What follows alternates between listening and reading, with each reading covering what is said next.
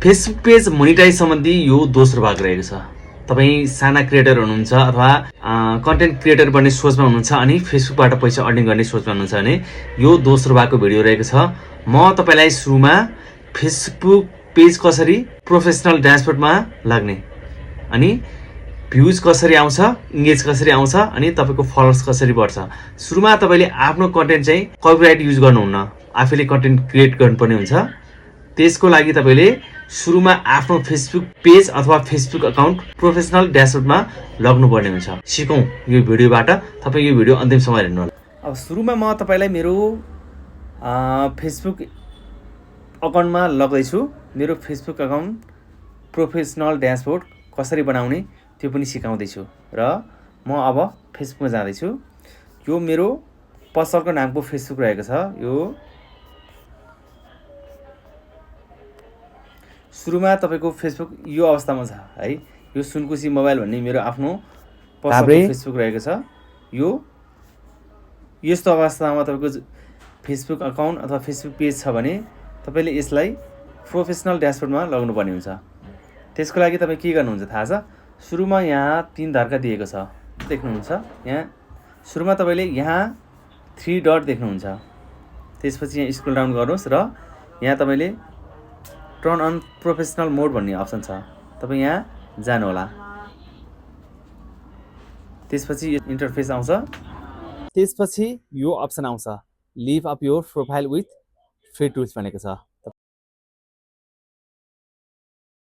यहाँ क्लिक गर्नुहोला। अब यो लोडिङ हुँदैछ। त्यसपछि यस्तो इन्टरफेस आउँछ, चुज योर डिफल्ट एडसेन्स भन्ने छ। यो पब्लिक राखेर तपाईँ नेक्स्ट अप्सन्स क्लिक गर्नुहोला। त्यसपछि यहाँ रिभ्यू सेलेक्सन भन्ने अप्सन पनि आउँछ। तपाईँ यहाँ एडिट केही नगर्नुहोस्, जस्तो छ त्यस्तै कन्फर्ममा क्लिक गर्नुहोस्। त्यसपछि यो क्याटेगोरी छ, तपाईँ विषयवस्तुबारे यहाँ छान्नुहोस् अथवा तपाईँ यहाँ लेखेर नै राख्न सक्नुहुन्छ। मैले डिजिटल क्रिएटर राखेको छु, त्यसलाई नेक्स्ट गर्नुहोस्। अब तपाईँको लगभग प्रोफेसनल ड्यासबोर्डको अप्सन सिद्धिसकेको छ भनौँ। अब अल सेट भन्ने अप्सन पनि देखाइसकेको छ र युआर रेडी टु गोइङ भन्ने अप्सन देखाएको छ। अब तपाईँ यहाँ लास्टमा गो टु योर ड्यासबोर्ड भन्ने अप्सनमा क्लिक गर्नुहोस्। सिम्पली अब गेट स्टार्टमा क्लिक गर्नुहोस्।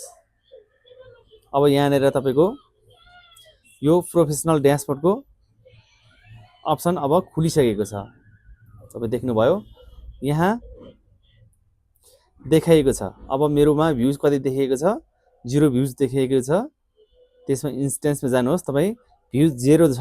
मेरो भ्युज 0 आएको छ किनकि मैले भर्खरै प्रोफेसनल ड्यासबोर्ड अन गरेको छु। त्यसपछि कन्टेन्ट हेर्नुहोस्, त्यसपछि इङ्गेज हेर्नुहोस्, त्यसपछि मोनिटाइज अप्सन पनि यहाँ सँगै रहेको छ, त्यो हेर्नुहोस् र यहाँ कन्टेन्ट मोनिटाइज भन्ने अप्सन देखाइएको छ र तपाईँ त्यहाँ क्लिक गर्नुहोस्।